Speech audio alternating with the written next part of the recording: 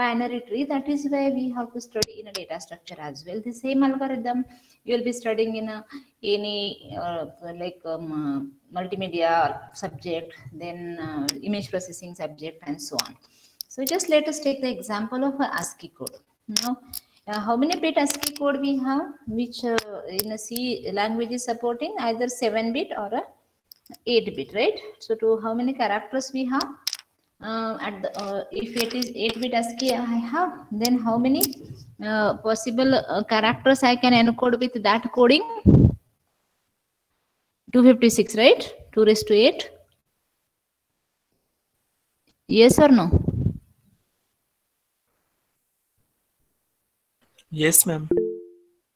So please respond, because this is a topic, as in the last lecture we studied a memory management, which was from the operating system, and this is from the image processing. So there are I need to create a background, because these are directly not the data structure. Okay, so if we have a 7-bit ASCII, then 8-bit 7-bit ASCII, then it will be 128 characters at the most I can encode, or 7-bit color 128 color I can encode.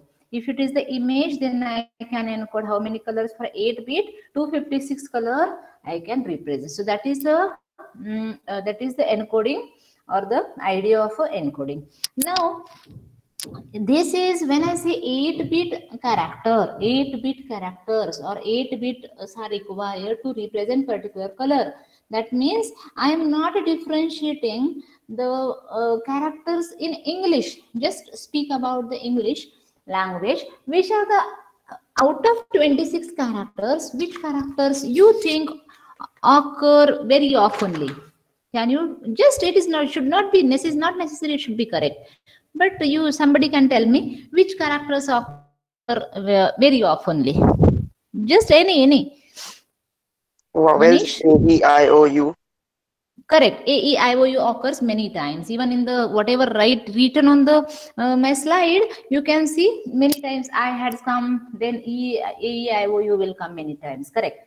And then characters like Z, X, W, these are very rare. W also comes because it is a questions and all, it comes. But Z and these characters occur very rarely.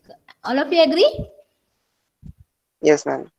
Yeah, same is applicable for the colors as well. There are some colors which occur in the nature very it is, if it is a farm, then the green color is going to be more, and there are no other colors. If it is a flower farm, then there are going to be other colors of the other flowers and all, so on. So there are some colors which appear and some will not come, right?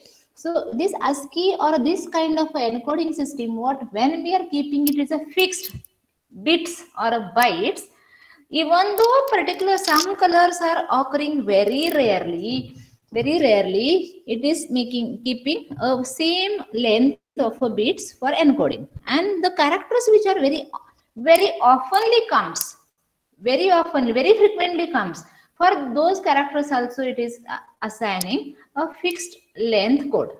Now, because of this, the total message length becomes very long. So, this scientist named as David Huffman, what he did is he proposed a method. So this particular method is known as a Huffman algorithm, Huffman coding, Huffman tree, different names. Okay, so this person invented a method which is a method for minimizing the redundancy in a code. Now, how he minimized that? What he explored is the characters which are coming very frequently. What his feeling was, or he suggested, or he invented a method which assigns the shortest code for the frequently coming characters and the longest code for the characters or the colors which are rarely comes. So that is why this particular coding is not a fixed length coding, but it is a variable length coding. Variable in the sense, the character or a symbol or a color which is coming in my data very oftenly will be assigned a very shortest code. Could be a 1-bit code. and that is uniquely decodable. And the colors which are of very rarely comes in my image or in my message, those symbols or the this thing will be assigned very long code, so that ultimately when I combine my whole message and transferring that message, my total code length or the total message length will be minimum. Are you getting the concept what that person did is? Then we'll go to the algorithm and the process and the example. Is the background clear?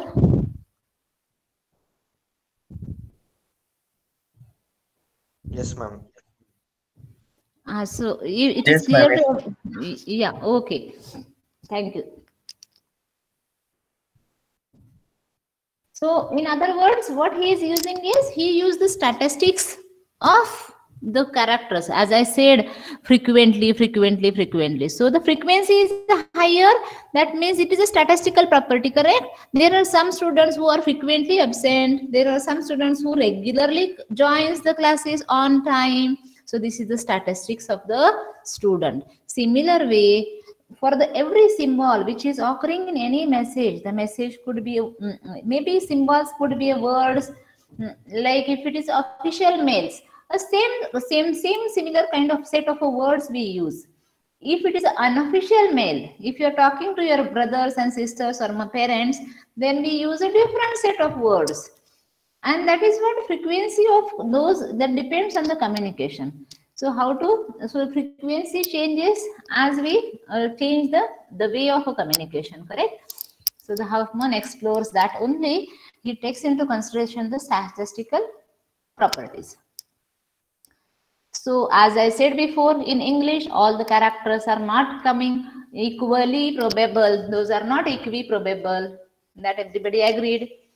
And all the characters are allocated the same amount of a space. So that is why now E comes very frequently and X comes very rarely, but both of them have allocated the same amount of a space, and because of that, message length becomes a very large, and that has to be reduced, and that is done by Huffman. How he did? So we need not know, that is we are not going to calculate the everything, how much is the loss and this thing, that you will be doing in image processing. Okay. Now the basic algorithm just we'll read out, and then we'll go to the example to understand the procedure. Scan text to be, now here this is, as I said, this is applicable to the text, this is applicable for the images, this is applicable for any kind of a data. Okay, just we have taken here text. I have not included today the examples which occurred in the this thing exam. That examples will take just as an homework. I'll give you. Scan text to be compressed and tally occurrence of all the characters. So just which are the characters coming? I have an example ahead, so you will come to know. Sort or prioritize the characters based on the number of occurrences in the text. So sorting, whatever the coming, very rarely it has to be kept as an first, and you assign, you sort the characters as in a highest occurrence. So either you count it or you can have a probability. Any of this will do. So if I have a occurrence that is count, then I will be assigning the lowest count character first, then next one, and so on. Okay. Build Huffman code tree based on the prioritized list, and this based on the which character came how many times, based on that we will be making that list, and sorting will be from the lowest number of occurring character will come first, and the highest number of, that is frequently coming character, will be coming in that list as an last. Okay. Then perform the traversal of a tree to determine the all code words. So how to find out the code words? With example only we'll see these sentences. You will not understand from this. And create a new file which we will transfer, and that we will call is a Huffman code. Okay. Now what is the airy eyes seen near lake? Now our first step is find out the unique alphabets which occurred in this. So now capital E and small e we will take differently because those are having a different codes. In even ASCII, even as you know, small a and capital A is at a different place. One is at the 65 and one is at the 90 somewhere, 90 near 90. I don't remember exactly. So that is where E will be. So capital E one time. Then small e how many times? Small e how many times 8. it occurs? 8 times. Then R. So first thing what we have to do is find out, you list down. You can do this in your notebook. So that will because Huffman code, Huffman tree, these are there are various, because after this is the basic algorithms we are looking at. You will find so many ways of doing this. So if for your understanding, and all the methods are correct, that is why if you write down in your notebook, that will be better, and then you need not do again. So that would be great if you do in your notebook and you ask me questions immediately when we constructing a tree and constructing the codes. Okay? So all the characters, how many characters altogether appeared in this? One is capital E, then small e, then R, then I, then Y, then S, then N, then L, K. Right? Is there anything I missed?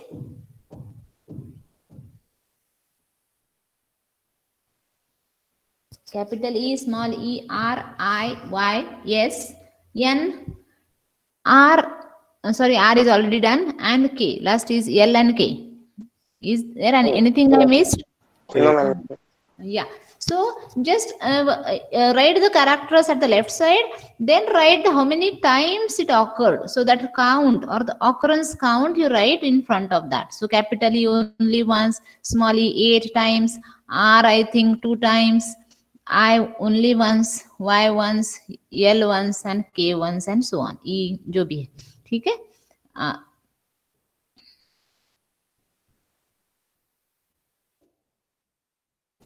So this is and space is also there. Okay.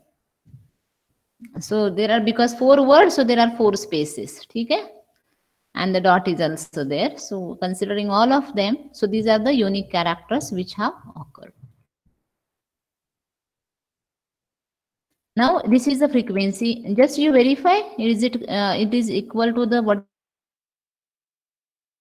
Small e 8, R2, I1, space 4, Y1, S2, N2, A2, and L1, K1, and dot 1. Yes? Because when we send a message, when we transmit a message, even a dot, comma, question mark, nothing should be missed. If it is a fax data or something, we should not miss anything. That is why everything. So we'll go ahead. Now the next step is what? We have to arrange these characters in ascending order of frequency. Ascending order of the frequency. तो capital E पहले आ सकता है, या I आ सकता है, या L आ सकता है, या K, या Y और dot. उसके frequency. So that is why I told you that is there are going to be multiple answers and all answers are going to be correct. Because सबका frequency 1 ही है ना, उसके बाद yes किसी ने डाला, N डाला, A डाला, the sequence doesn't matter. But the sequence, जैसे आप sequence ले रहे हो, आपका tree अलग बनने वाला है. That you take care. ठीक है? And all the trees are going to be correct unless and until we are following the same methodology. I'll go ahead.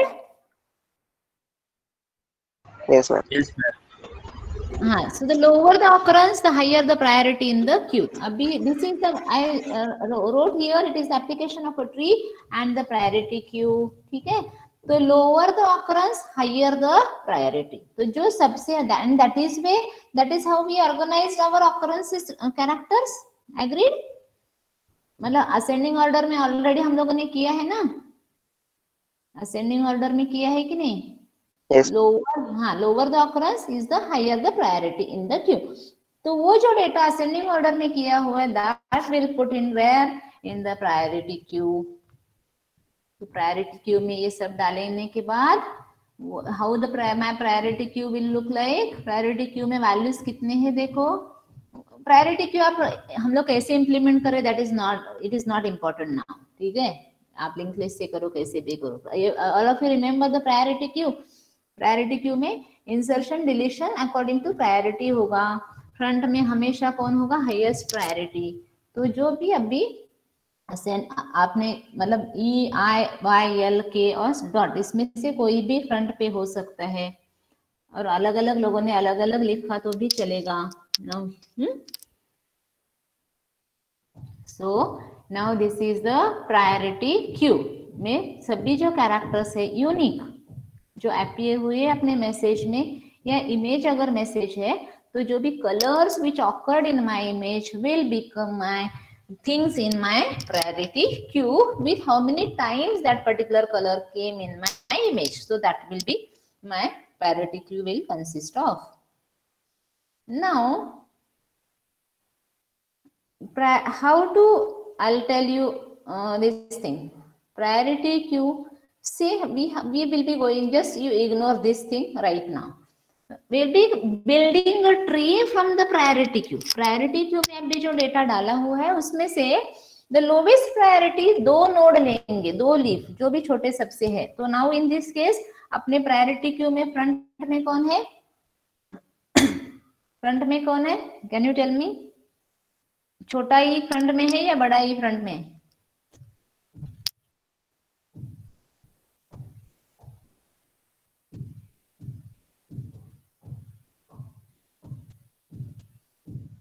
I am not looking at the chat box. तो मुझे just verbally answer दे दो please.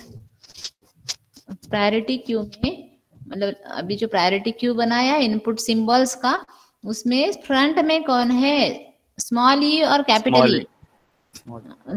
Small ई नहीं है front में, capital E है front में, वो rear में है. बिकॉज ये असेंडिंग ऑर्डर में मैंने बोला ना कि priority is the highest to the lowest occurring character.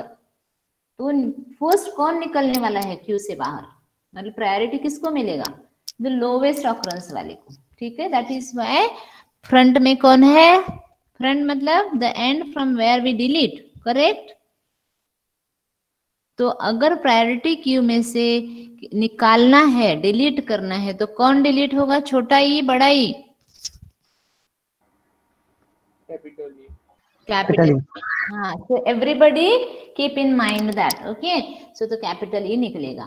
तो ट्री बिल्ड कर रहे हैं, अभी निकालना है प्रायोरिटी क्यू से. अभी एक्चुअली आइडियली बनाने की भी जरूरत नहीं है, बट जस्ट एज एन ऐसे इम्प्लीमेंट कर सकते हैं, इसीलिए प्रायोरिटी क्यू बीच में डाला है. अदरवाइज प्रायोरिटी क्यू की जरूरत नहीं थी, हम लोग ऐसे भी ट्री बना सकते थे. But now will do with this only. So how we are going to build a tree. तो इसमें से दो नोड, दो सिंबल सिलेक्ट करने हैं आपको जो मिनिमम वैल्यू है. तो अभी इसमें आपके हमारे इसमें मतलब चॉइसेस तो बहुत सारे हैं ना. प्रायोरिटी क्यू यूज क्यों किया, यहाँ पे चॉइसेस आपके पास 6 है मिनिमम सिलेक्ट करने के लिए. ठीक है, अगर मैं प्रायोरिटी क्यू नहीं बनाती ना तो मैं वाई एल के डॉट कोई भी रैंडमली कहीं से भी उठा सकती थी. लेकिन प्रायोरिटी क्यू बनाने से क्या हो रहा है कि I can take only according to the priority. और जैसे मैंने क्यू में इंसर्ट किया है इन दैट वे ओनली. अभी ये 6 लोगों का प्रायोरिटी सेम है. इन दैट केस उनका ऑकरेंस वो कौन से ऑर्डर में आए, वो ऑर्डर में वो अंदर चले गए हैं. तो कैपिटल ई जो है पहले आया है, इसीलिए वो फ्रंट में है. So that gets the highest priority. Are you getting?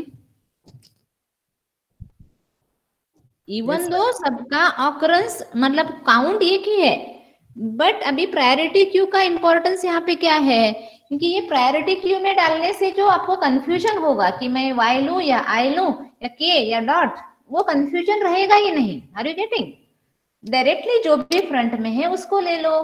तो पहले मैंने ए निकाला, ई निकाला सॉरी, देन दो निकालना है, दो छोटे निकालना है, फिर उसका नया नोड बनाना है, नया सिंबल बनाना है.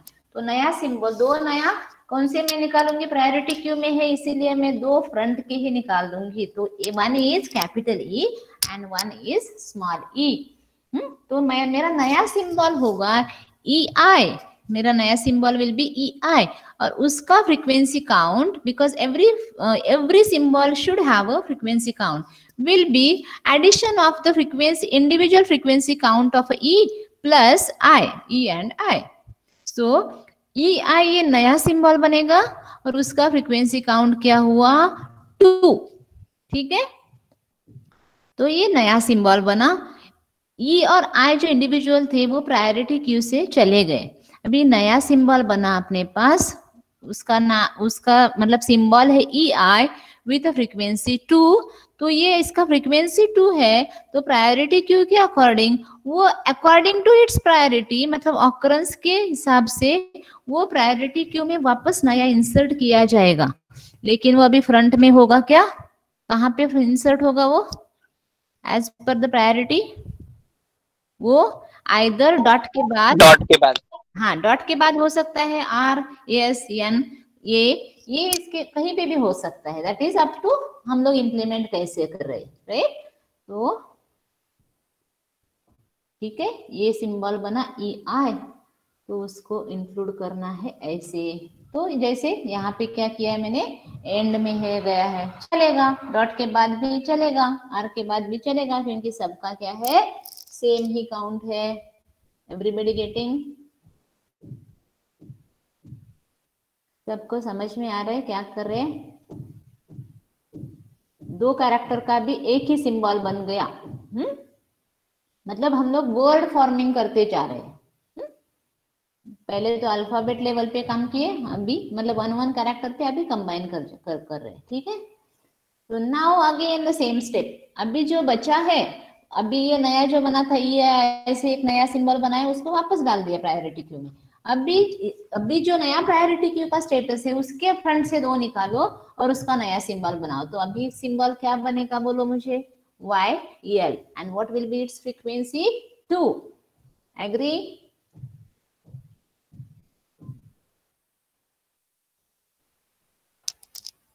क्या होगा नया symbol, Y L with frequency count 2। All of you agree? Yes ma'am. हाँ, सो दैट सिंबल नाउ कहाँ जाएगा, वो ई आई के आगे जाएगा, एस पी के पहले, हाँ या ना?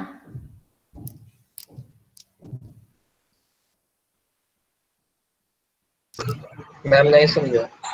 हाँ, अभी वाई एल उसका फ्रीक्वेंसी, मतलब ये नया सिंबल बना, वाई और एल अलग अलग नहीं, वाई और एल को कंबाइन करके एक सिंबल बना, उसका लेंथ है 2 और उसका फ्रीक्वेंसी भी है 2।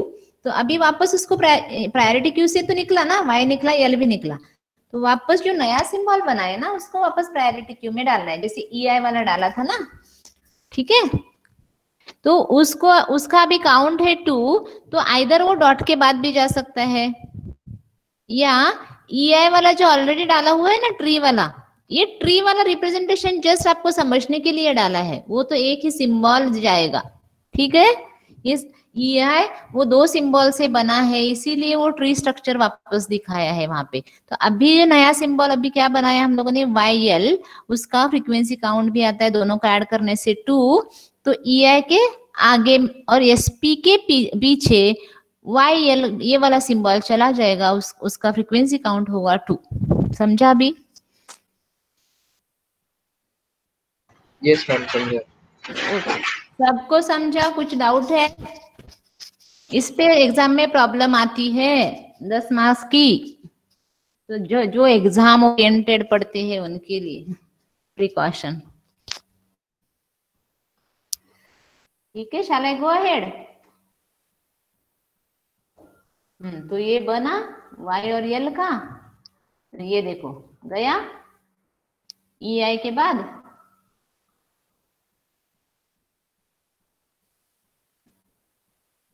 ठीक है। अभी हाँ उसके पीछे, हाँ अभी which are the smallest 2, again select the smallest 2 and K and dot, yes K and dot, correct. फिर उसका काउंट क्या होगा 2 वो जाएगा कहाँ पे, वाई एल के बाद, एस पी के पहले, राइट। फिर अपने पास बहुत सारे नोड रहेंगे, सिंबल्स रहेंगे, जिसका काउंट फ्रीक्वेंसी काउंट क्या है 2 2 2 2 2 2 2 है, बहुत सारा है। तो लेकिन अभी कंफ्यूजन होगा क्या? नहीं होगा। अगर मैं प्रायोरिटी क्यू यूज नहीं करती हूँ तो कंफ्यूजन होगा, लेकिन यहाँ पे प्रायोरिटी क्यू है, प्रायोरिटी किसको मिलेगा? आर को मिलेगा, बिकॉज ये अभी जो बने हैं के डॉट वाई एल, ये सिंबल्स बाद में बने हैं, इसीलिए वो वेटिंग में बीच में है, प्रायोरिटी में बीच में है। और ठीक है, तो अभी ये पहले ये देखते हैं ये कहाँ पे जाएगा, के डॉट। सो यहाँ तक सबको समझा? Yes ma'am.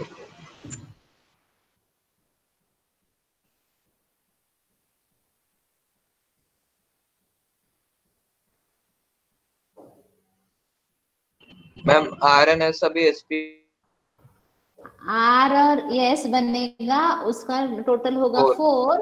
अभी वो एसपी के बाद में जाएगा, मतलब अकॉर्डिंग टू अपना लॉजिक हम लोगों ने क्या किया, पहले जो सिंबल्स थे उसके बाद में डाल दिया नए वाले।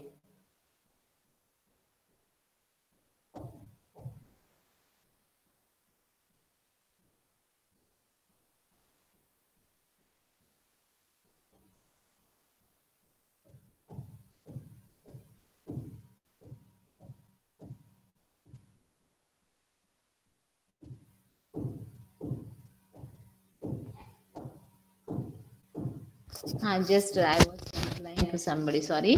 Where I was? Now which characters will take R and S, and that will go after SP.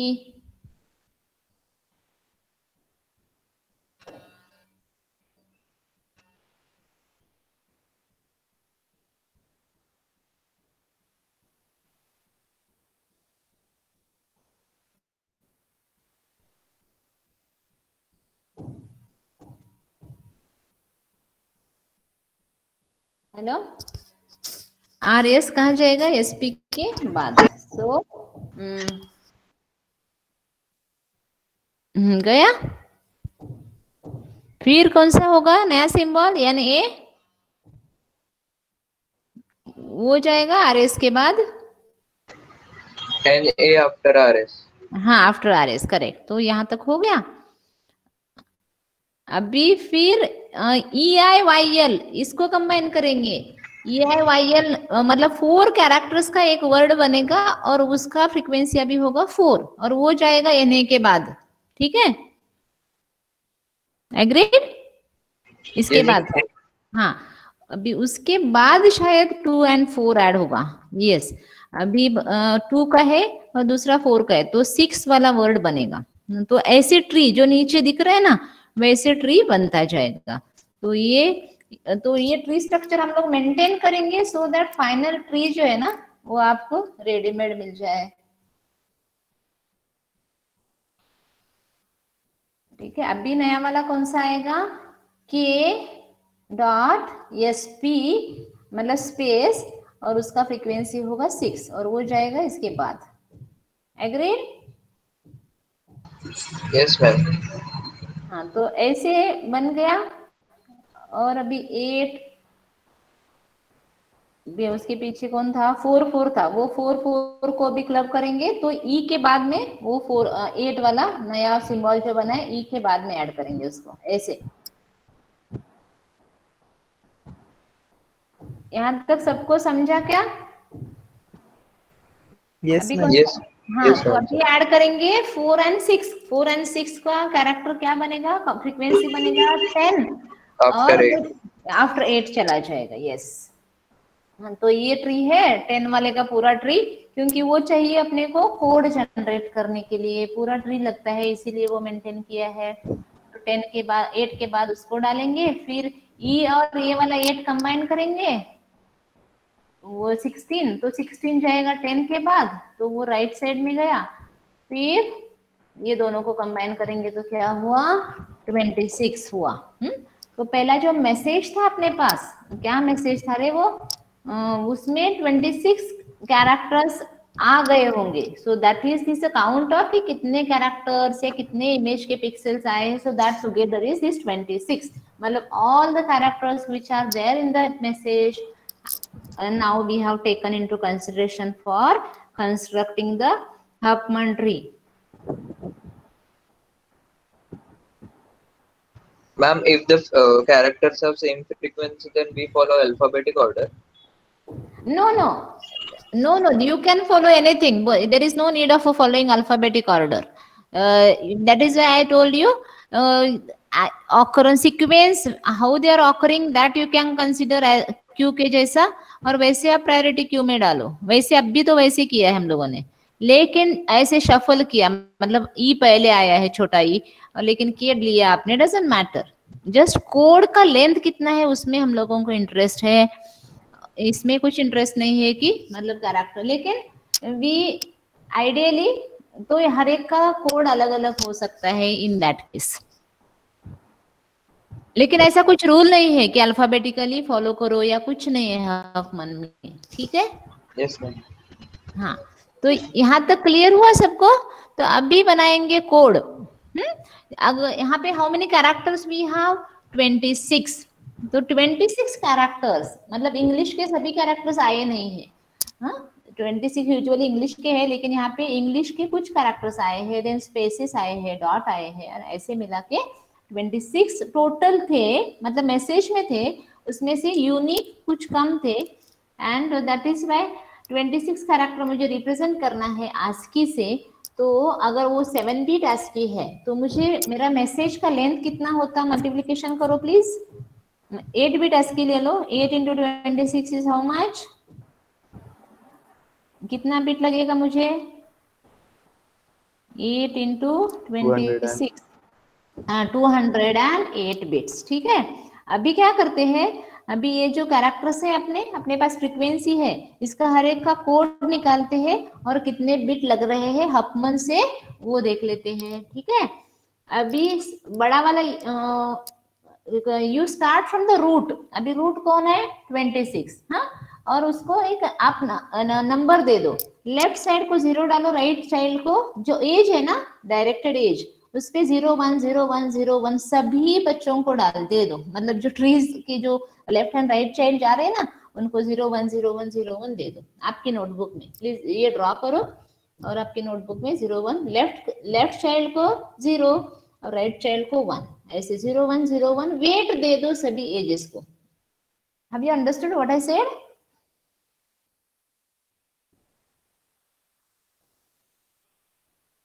Hello? Yes ma'am. Yes, ma'am. हाँ, तो फिर सब लोगों ने अगर दिया तो मैं अभी कोडिंग करती हूँ, तो फिर बाद में डिकोडिंग करते हैं. ठीक है? तो मुझे अगर कैपिटल ई का कोड चाहिए तो what will be my capital E का कोड विल बी 0. मैंने 26 से शुरू करना है, तो फर्स्ट एज मुझे मिल रहा है, उसका वेट क्या है? 0. तो मुझे वापस लेफ्ट में ही जाना है, मतलब ई के लिए जाना अगर है तो उसका वेट भी क्या है? 0, बिकॉज वो लेफ्ट में ही जा रहा है. फिर 4 से 2 what is the weight? 0. Then 2 to E what is the weight? 0. तो E का कोड बनता है 0 0 0 0. 4 बिट का कोड बन गया अपना. कितना बिट का? तो ये लिखो आप वहां पे आपकी नोटबुक में. E will be capital E, it will be represented with these 4 zeros. So E अगर मुझे भेजना है तो that how it will be sending, my machine will be sending with 4 zeros. 4 0 का मतलब है E. ठीक है? तो स्मॉल आई का देखते हैं. Small I will be 0 0 0 1. What it is? 0 0 0 1. If you have any query, please ask immediately. Understood? I का 0 0 0 1 कैसा है? 0 लेफ्ट साइड में गए. 0 0 26 से शुरू करना है और वो लीफ नोड तक जाना है ना. आई का कोड चाहिए तो you traverse the tree path with the weights on the path, वो आपका कोड है. ठीक है? तो रूट से लेके वो नोड तक जाने के लिए आपको मिल रहा है 0 0 0 1. मैंने बोला था ना, आप लेफ्ट चाइल्ड को 0 वेट दे दो, राइट चाइल्ड को 1 दे दो. तो 2 का राइट चाइल्ड पे है ना आई. Yes or no? Yes, yes, ma'am. Everybody getting? 0 0 0 1. Everybody agreed? Or Yes. should I wait for some time? Got it. Left side Okay. पे 0 रहेगा और राइट साइड पे 1. It's 1 रहेगा. Correct, correct. Yes, yes. So, ma'am, y will be 0 0 1 0. 0 0 y will be 0 0 1 0. Correct, very good. Yes. And L will be what? Tell me now. 0 0 0 1 1. 1 1. Correct. K will be 0 1 0 0. K will be 0 1 0 0. Agree? Yes, ma'am.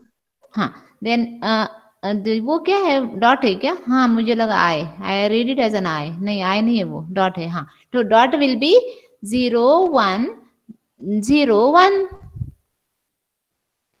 and space will be 0 1 1. Then e, small e will be 1 0 and so on. Everybody got it? Yes, ma'am. हाँ, समझा? Yes, ma'am. हाँ, तो अभी ना number of bit हर एक का और उसका फ्रीक्वेंसी, मतलब ई बड़ा ई एक ही बार आया था तो उतने ही बिट लगेंगे, 4 बिट. आए जितनी बार आया था उतना बिट करो.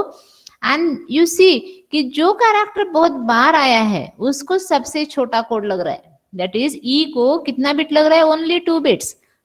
8 बार आया है ना छोटा ई, तो 2 बिट्स मतलब 8 बार ई रिप्रेजेंट करने के लिए how many bits I need? Only 16 bits.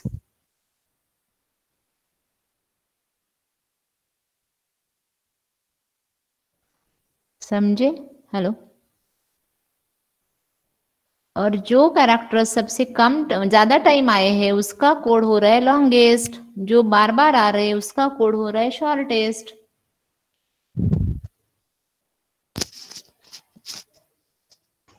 Yes, ma'am, got it. है ना? हाँ. तो अभी ना सभी इसका वो अगर 7 बिट या 8 बिट से किया था ना रिप्रेजेंट, तभी कितना मिला था हम लोगों को? 208 बिट्स लग रहा था. अब भी इसका सभी कैलकुलेशन करके मुझे बताओ कि ये जो मैसेज था उसको कितना बिट लगेगा अकॉर्डिंग टू हफमैन. तो उसमें उतना है वो कंप्रेशन होगा अपना.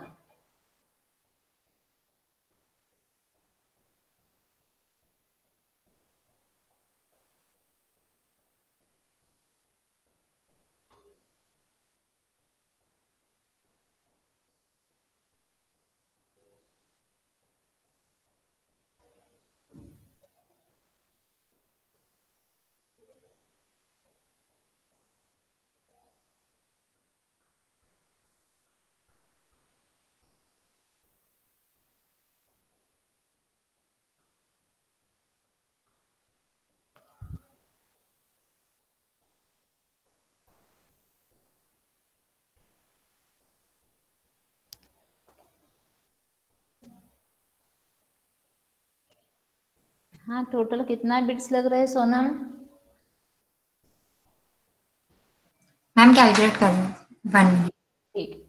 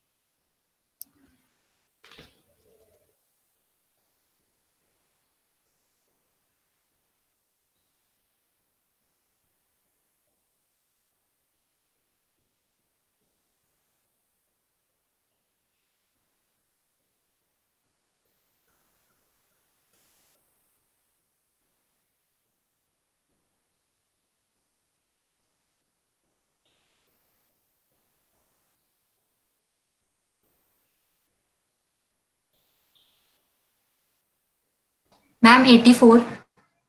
84. हाँ, मतलब उससे लाइक 200 एंड कुछ तो लग रहा था.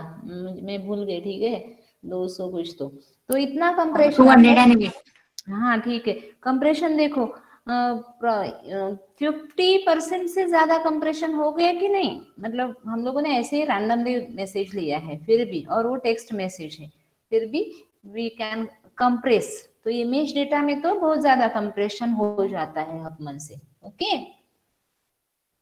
सब लोगों का आया वैसे ही what Sonam said? All of you are doing और जस्ट रिलैक्सिंग? मनीष किया? उत्तम?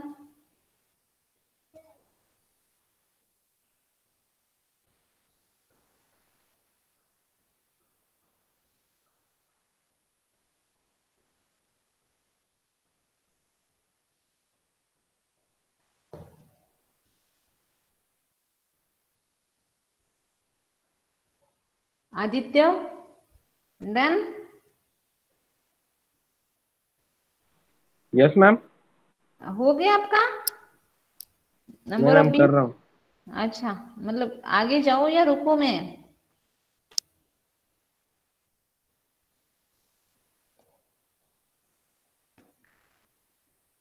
खुशबू?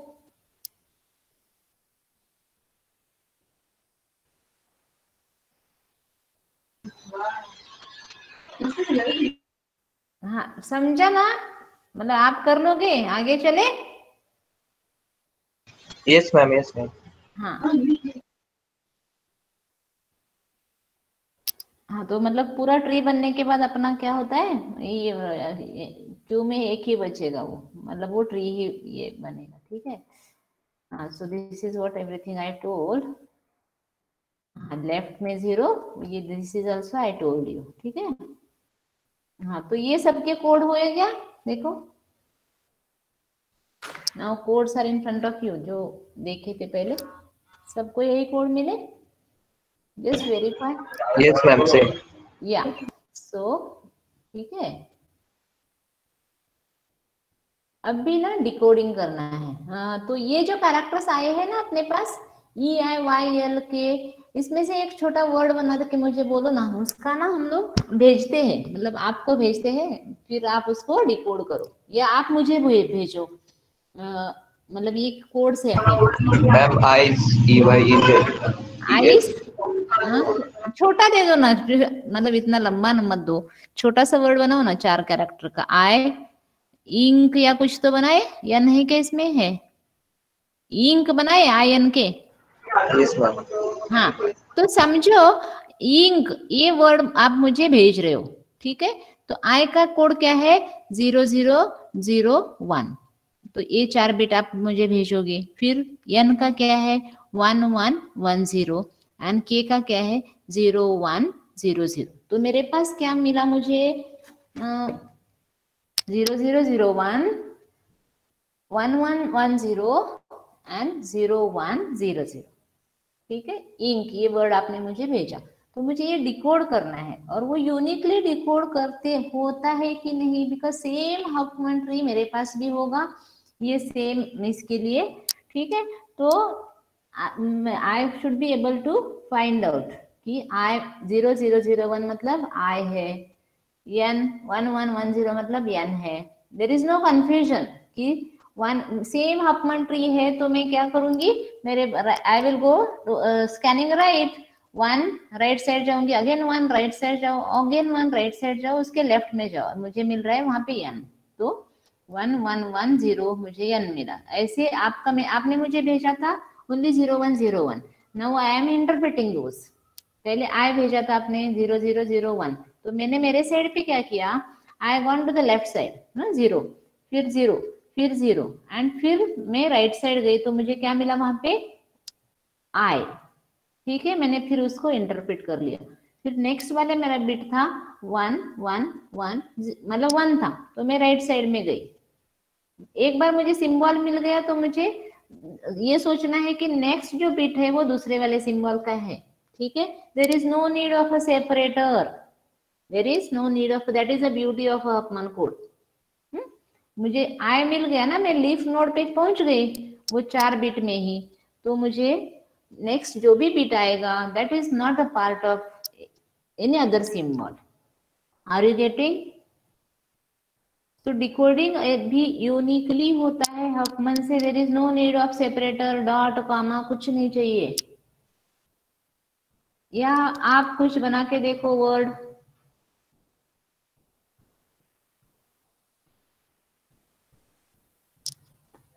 And you send it. Assume करो आपके पास यही ट्री है, आप वो जो बिट्स है उसको डायरेक्टली रूट से लेके लीफ नोड तक स्कैनिंग करो और ऐसे इंटरप्रेट करो. You will definitely get a unique symbols only for particular bit sequence. समझे?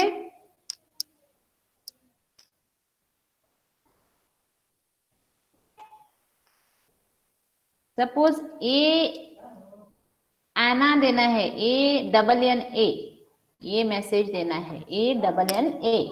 आप what you will send me 1111 1110 1110 1111. इतने 16 बिट्स मेरे पास आ जाएंगे. So whatever first bit I got, what I received first bit 1, then I will where I will go. 1 है तो मैं कौन से साइड चला जाऊं? Right side. Then again next bit भी 1 है, then again go down right side. Again 1 है right side, again 1 है right side, and then I am getting a symbol. I am reaching to the leaf node and I got that symbol as an A. So next bit जो था n वाला, again one more 1 था, तो उसके लिए मुझे वापस root से स्कैनिंग कर शुरू करूंगी मैं. ठीक है? and that is how I will interpret it, and that is called as a decoding of Huffman. Everybody got it? समझा या नहीं समझा? कुछ तो बोलो. Yes, ma'am. समझा. अच्छा, थक गए क्या तुम लोग?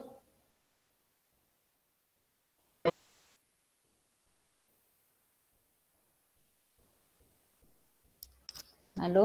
हाँ, will see next. Yes, ma'am. हाँ. सो ये पहले वाला बड़ा मैसेज था ना, उसका जो बिट्स में ये ऐसे होगा मैसेज. ठीक है? मतलब बड़ा नहीं देखा हम लोगों ने, अभी क्या दिया? छोटा दिया. इसमें से कुछ वर्ड लेके आप उसको एनकोड कर सकते हैं, but the decoding will be unique. There will be no confusion at all. That is why it is a beautiful algorithm. This is what I told you already. कैसे डिकोड करना है अभी. हाँ, अगर ए कोड है तो ये जो मैसेजेस है वो उसको डिकोड करके बोलो ना मुझे. ई का 0 है, टी का 11 है, तो ये वर्ड क्या है जो नीचे बाइनरी में दिया हुआ है ना, उसका वो क्या मीनिंग ये कर रहा है?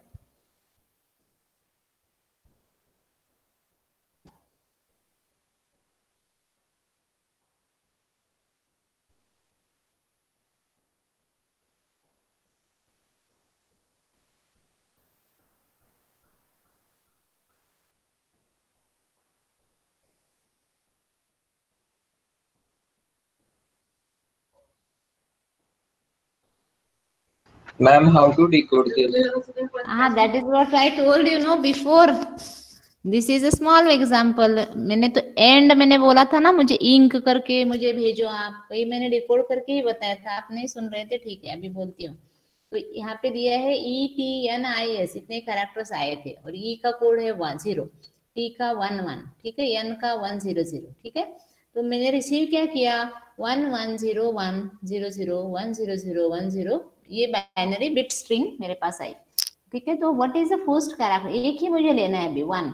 तो 1, तो मेरा जो भी ट्री बनेगा, मेरा ट्री होगा मेरे पास, ये ETNIS इसका सिमिलर सेम ट्री होगा मेरे पास. Then I what I do is I will go to the right side. Right side जाऊंगी तो राइट साइड और एक 1 आया, so one more right I will take, and then I will find that there I am reaching to the leaf node, and वो leaf node का value है t. तो first जो कैरेक्टर है मुझे मिला t. आप लिखो. I don't have a pen. Let me see whether I have a pen.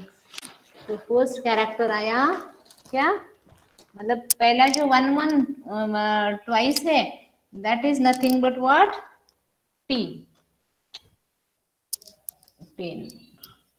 Then 0 आया, तो मेरा अपने पास जो ट्री होगा ना, हफमन ट्री, वी विल 0 आया.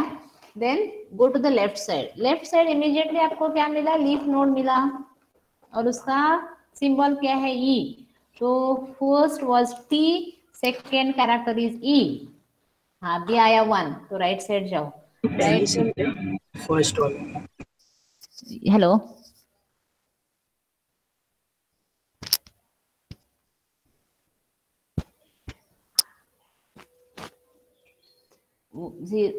yes, what was the question?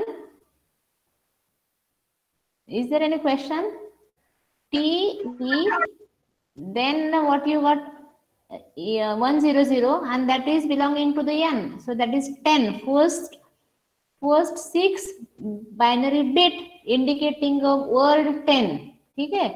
then वापस आता है 100, तो 100 is nothing but n, then 10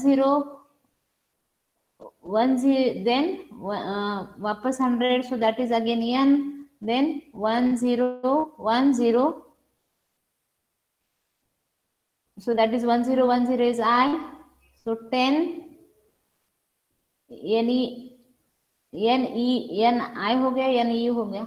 I forgot again, मेरे पास पेन नहीं है, सॉरी। आपने किया है decode? Ma'am first concept tennis. हाँ टेनिस।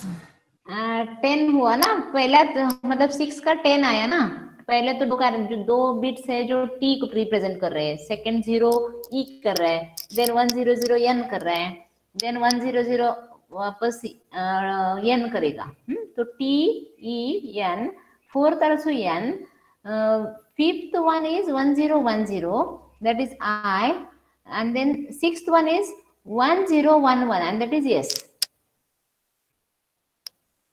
So ये कुछ मीनिंगफुल वर्ड है क्या? टेन टीन्स है क्या ये? टेनिस, अच्छा ओके, 10 टीन्स भी हो सकता है ना, टेनिस है, ठीक है। So that way decoding uniquely होता है मन कोड से। Understood? Now you understood? yes ma'am, got it। या अभी जैसे मैंने बोला था कि सेम इसके लिए अलग अलग कोड हो सकता है, तो सेम इसके लिए this is a different code, और ये भी यूनिकली लेकिन आप डिकोड कर सकते हो। आपको इसको करना है राइट हैंड साइड का, देखो 100 तो n है, अगेन 100 n है, 1010 yes है। So every alphabet can be decoded independently without any this thing। तो ये कंसेप्ट आपको जरूरी नहीं है, लेकिन जस्ट एडिशनली डाला है, कभी आपने आईपी इमेज प्रोसेसिंग लिया तो काम में आएगा, ठीक है। हाँ तो इसका ट्री हम लोग बना सकते हैं। दूसरा वेट्स दिए है, वेट्स मतलब काउंट, तो आप इसका ऐसे एग्जांपल आते हैं एग्जाम में, so you can make the tree from this, मतलब असेंडिंग ऑर्डर में ये करो, देन बनाते जाओ। So this is again example. ये एग्जांपल है जहाँ पे प्रोबेबिलिटी दिया है, मतलब फ्रीक्वेंसी काउंट नहीं दिया है, बट क्या दिया है? प्रोबेबिलिटी। तो just to cover this concept as well, कितने कैरेक्टर्स है unique? B, A B C D and E. तो बी का probability of occurrence is 0.1, C का probability of occurrence is 0.1, D का 0.15, ए का 0.2 एंड ई का 0.45। तो ये जो भी सभी कैरेक्टर्स है उसका टोटल प्रोबेबिलिटी शुड बिकम 1। हाँ जस्ट चेक करो, बी और सी का ऐड करूंगी तो 0.2 हो जाएगा, देन ए 0.4 एंड ये 0.15 ऐड किया डी का तो 0.55 हो जाएगा, फिर ई का 0.45 है, 0.45 plus 55 will be 1। So that is the conditional check कि सबका प्रोबेबिलिटी एट द एंड क्या होना चाहिए? 1, अगर प्रोबेबिलिटी दिया है तो। So अभी in case of a probability आपके पास काउंट दिया है, फ्रीक्वेंसी काउंट या प्रोबेबिलिटी दिया है, the process is the same. अभी इसमें भी आपको स्मॉलेस्ट 2 कंबाइन करने हैं, तो स्मॉलेस्ट 2 कौन से है? Probability according to the probability BC will go after A। Yes B and C को डालेंगे। तो प्रायोरिटी क्यों यहाँ पे बना के दिखाया नहीं है? तो बीसी को ऐसे ही प्लग किया और उसका प्रोबेबिलिटी बन गया 0.2 ऐसे ही दिखाया। वो आप प्रायोरिटी क्यों बनाओगे तो वो एकदम सिस्टमैटिकली अच्छे से दिखेगा, ठीक है। उसके बाद मतलब अभी अपने पास नए सिंबल कौन से बन गए? BC विथ 0.2, वो ए के बाद चला जाएगा, फिर डी और ए जो सबसे छोटे हैं, तो डी और ए को अभी नेक्स्ट टाइम नेक्स्ट इटरेशन में उनको क्लब करेंगे। तो what will be our total? 0.35 उसको अगर क्लब करेंगे तो, हाँ, तो 0.35 वो BC का जो सिंबल बना था उसके नेक्स्ट जाएगा ना अकॉर्डिंग टू द प्रायोरिटी। तो इसीलिए BC वाला सिंबल लेफ्ट चाइल्ड और ये DA वाला सिंबल विथ 35 प्रोबेबिलिटी उसको क्लब करेंगे तो क्या हुआ अपना 55। 55 अभी जाएगा राइट साइड ऑफ मतलब प्रायोरिटी क्यों बनाएंगे तो 55 राइट साइड में चला जाएगा, 45 के आगे जाएगा। और यहाँ पे वो मतलब प्रायोरिटी की यूज ही नहीं किया है, इसीलिए कोड्स आर लिटिल डिफरेंट। मतलब 55 को लेफ्ट साइड में ही रखा है और 45 को राइट साइड में, फिर क्लब किया, कंबाइन किया तो what you got is addition is 1 and then 010101 से आप कोडिंग किया। सो फॉर ई के लिए कोड आया 1, देन बी के लिए कोड 000, सी के लिए 001, डी के लिए 010 and A के लिए 011. So if the probability is given, you do the same way. If the frequency is given, you do same way. Understood the algorithm?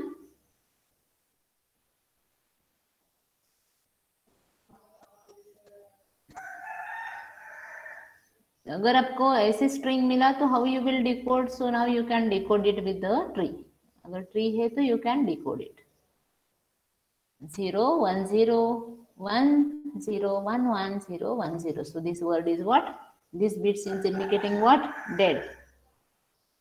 Understood this example as well? Yes, ma'am. Understood. Probably.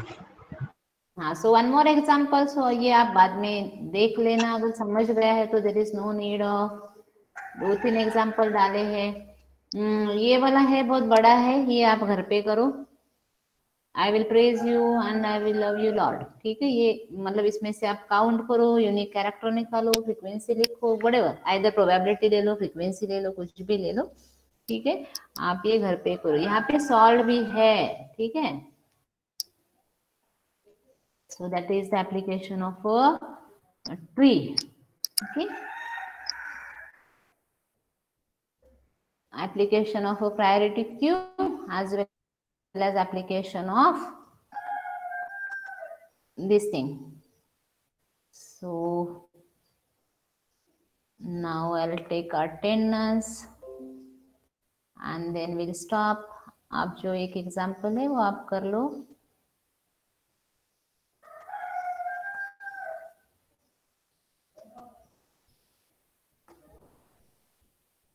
Today is 22nd, right? Alfred Prem is present. Alfred Prem.